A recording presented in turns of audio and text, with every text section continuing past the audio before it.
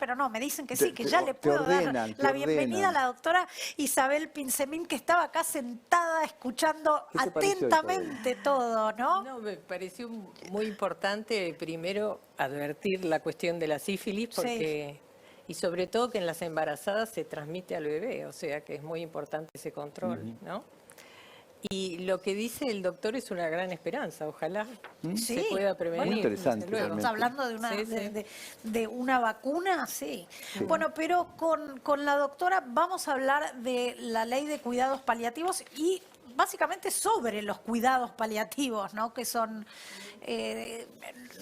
no son temas cómodos, ¿no? A la gente no le gusta hablar de estos temas, pero son parte de la vida y probablemente del final de la vida, así que es importante. Creo que es una cuestión cultural importante. Hay un autor, un historiador que se llama Philippe Ariès, que escribió un libro que es La muerte en Occidente, ¿no?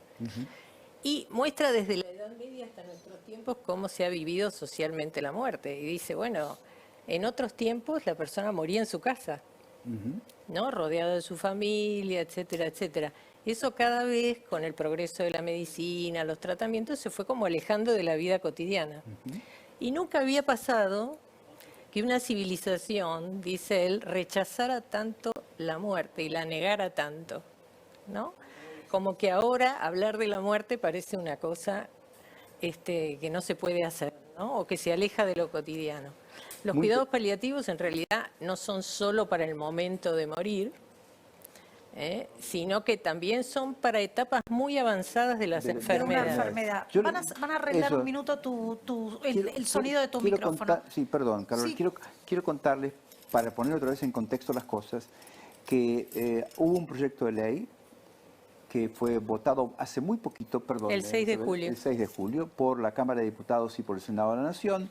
Y dice concretamente esto: el Senado y la Cámara de Diputados de la Nación, reunidos en Congreso, sancionan con fuerza de ley y créase en el artículo primero el Programa Nacional de Cuidados Paliativos que se implementará en pacientes con enfermedades crónicas o degenerativas o en las personas que se encuentren en la etapa final de su vida. Es lo que decía Isabel hace un rato, que no solo tiene que ver con el periodo anterior a la muerte, sino además con enfermedades crónicas, degenerativas, discapacitantes eventualmente, ¿es así? Así, y que ya están avanzadas, ¿no? Porque cada paciente de estas enfermedades tiene sus médicos, ¿no?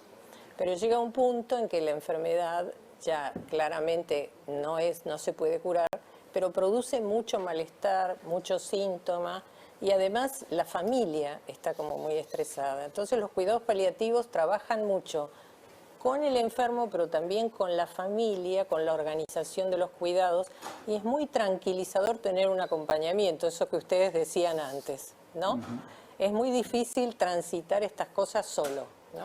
Esto para no olvidarme, ¿esto significa que las obras sociales sindicales y los sistemas prepagos tienen que hacerse cargo del costo de paliativos? Sí, de hecho ya lo hacen. Ya lo hacen relativamente, pero se empieza a hacer. Por ejemplo, el programa médico obligatorio obliga a dar gratuitamente los medicamentos para el dolor por cáncer, por ejemplo, ¿no? La Argentina es un país que tiene suficientes opioides, suficientes analgésicos para el dolor. No siempre llegan a los pacientes en tiempo y forma, y por eso es por lo que estamos peleando. Por ejemplo, el Instituto Nacional del Cáncer tiene un programa que da gratuitamente a los hospitales que lo piden en todo el país morfina y metadona, que son drogas así como el fentanilo u otras que son analgésicos, que les tenemos mucho susto a esas palabras, pero en realidad son drogas que si son bien administradas son sumamente necesarias, ¿no? La doctora Isabel Pinzemín es expresidenta de la Asociación Argentina de Medicina y Cuidados Paliativos, médica de la Unidad de Dolor y Cuidados Paliativos del Hospital de Clínicas de la Universidad de Buenos Aires. Que tiene cuidados paliativos desde el año 97. Sí, fue uno de los primeros. Hay algunos hospitales también que tienen A ver, tenemos una placa que... Sí, ahora vamos a ver una placa. Acá la tenemos. La cobertura estimada en Argentina, un 10% en el caso de cáncer.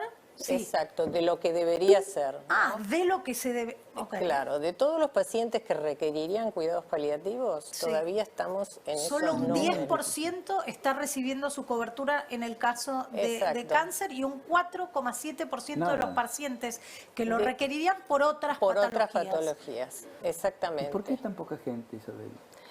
En general yo creo que hay un cambio cultural en esto.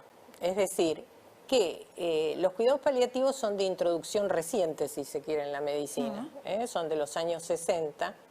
¿Y por qué nacieron? Justamente porque llegaba un momento que si la persona no se curaba, ya como que la medicina no tenía nada que hacer con esas personas, ¿no? Y sin embargo... Y se retiraba, digamos, Claro, y aparecieron los cuidados paliativos para dar continuidad a esos cuidados. Lo empezó una inglesa, Cicely Saunders, que era enfermera y médica, y que empezó ella como a darse cuenta de que estos pacientes quedaban como abandonados, y con muchos síntomas, porque se empezó con cáncer, porque el cáncer es una enfermedad que da muchos síntomas, como el dolor, por ejemplo, y además los tratamientos también son difíciles, ¿no? Entonces ahí aparecieron los cuidados paliativos. Dos cosas muy importantes me parece que querría preguntarte para que la gente sepa. ¿Por qué tienen que ser administrados los cuidados paliativos o ideados y diseñados por médicos, primero de todo? Y segundo, este síndrome de burnout del grupo familiar, de los cuidadores, ¿no? ¿Y por qué tiene que hacerse profesionalmente a veces? Y a veces las familias no son la contención ni suficiente ni la más idónea. Sí, eso es importante. Hay que pensar que los cuidados paliativos son para todas las edades. Empecemos por ahí. Siempre uno se imagina que es para la gente mayor, y no. En este momento se hacen cuidados paliativos neonatales, por ejemplo, pediátricos, a jóvenes, ¿no? ¿Por qué? Porque hay chiquitos que nacen con anomalías genéticas o lo que fuera. Muchas veces en los niños el cáncer no es lo más prevalente, pero hay otras enfermedades que exigen de la familia mucho, ¿no? Y estos enfermos no se enferman solo del cuerpo, por decir así, sino que cuando uno sufre todo. Es decir, en esta situación de avance de la enfermedad, de posible muerte, se dan una serie de factores psicológicos, ¿no? Claro. La tristeza, la ansiedad, sociales, ¿sí? Por ejemplo, si una persona sostiene económicamente a su familia, ¿qué va a pasar con su familia? O de factores de rehabilitación, de calidad de vida, ¿no? Entonces los equipos de cuidados paliativos son interdisciplinarios, no son solo de médicos. Bien. Porque todos los sufrimientos no corresponden a los médicos, si no estaríamos... Lo sabemos, ¿no? Pobres nosotros. No, claro. Y pobres los pacientes. Claro, pero los emocionales de claro, pero los equipos interdisciplinarios son muy importantes. Ahora, mirá el artículo 7 de esta ley ya, falta reglamentarla y que aparezca la autoridad de aplicación, pero definitivamente la ley existe. Dice el artículo 7, a los efectos de esta ley deberá asegurarse a las personas internadas aún en unidades de terapia intensiva a acompañamiento psicológico permanente. Sí, yo diría esto. A ver. Con las enfermedades, digamos, es muy importante con estos pacientes la comunicación y situarse según la situación clínica del paciente, ¿no? ¿Por qué en terapia intensiva se empezó a pensar también en cuidados paliativos? Porque poco a poco veían que ingresaban pacientes que en realidad hubieran estado mejor fuera de la terapia intensiva porque no era el momento, ¿no? Claro. En cambio, otros sí tienen la indicación realmente de estar en terapia. Claro. Y no en caso de emergencia, pero en una enfermedad normal, el diálogo del médico, del equipo de salud con el paciente es muy importante. Por ejemplo, una persona que tiene una enfermedad de Parkinson, esa enfermedad va avanzando poquito a poco. Bueno, hay que tomar un montón de decisiones que uno como médico le puede ir aconsejando lo mejor, pero también el paciente tiene que decir su palabra y decir quiero esto o no quiero esto, ¿no? Entonces los factores de comunicación en cuidados paliativos son fundamentales. En ese punto en particular, el inciso B del artículo 7 dice: información continua, hay que darle al paciente, vinculada a su salud en lenguaje comprensible, si la persona así lo desea. Hay que Eso es importante, si así lo desea. Si él quiere Sí, saber qué le está pasando. hay personas que no quieren saber, y eso es muy respetable, digamos. Tiene derecho a conocer su situación, eso en un lenguaje comprensible, pero realmente hay personas que no lo desean. Incluso las personas muchas veces no te preguntan qué tengo, sino qué va a pasar. ¿Qué me va a pasar? ¿No? La preocupación es muchas veces en las responsabilidades que uno tiene o en las situaciones, qué es lo que va a pasar. Pero uno, a veces yo le he preguntado a pacientes, ¿pero usted quiere que yo le dé la información a usted o se la doy a su hija? No, dígale a mi hija. Bien, ¿No? Claro. Pero sí, en esa pregunta, ¿qué va a pasar? Lo que sí pueden asegurar los cuidados paliativos es que lo que vaya a pasar sea con tranquilidad y sin dolor. Y sin dolor, exactamente. Por ejemplo, en esto de lo que va a pasar, a veces hay conflictos entre la comunicación de la familia Claro. y el paciente, Claro. ¿no? Sobre todo cuando hay que decir cosas que no son muy agradables.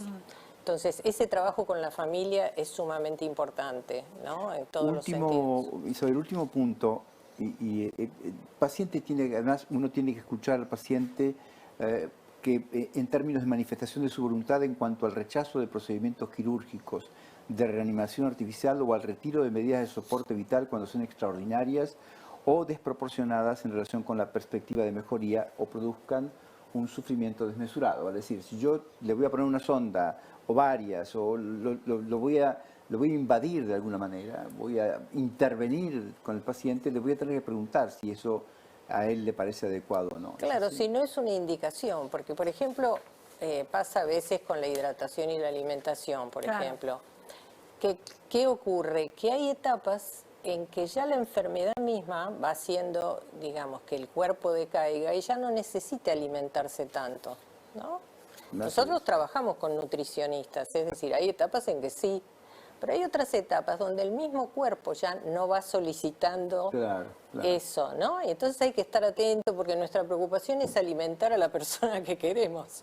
Pero hay determinados momentos donde eso puede ser más un sufrimiento, pero en realidad, como usted dice, hay que ir paso por paso y viendo cada etapa de la enfermedad, ¿no? Absolutamente. Gracias, Isabel, muy amable. Algún día le vamos a invitar a Isabel, si está disponible, por supuesto, para que nos hable de cannabis medicinal.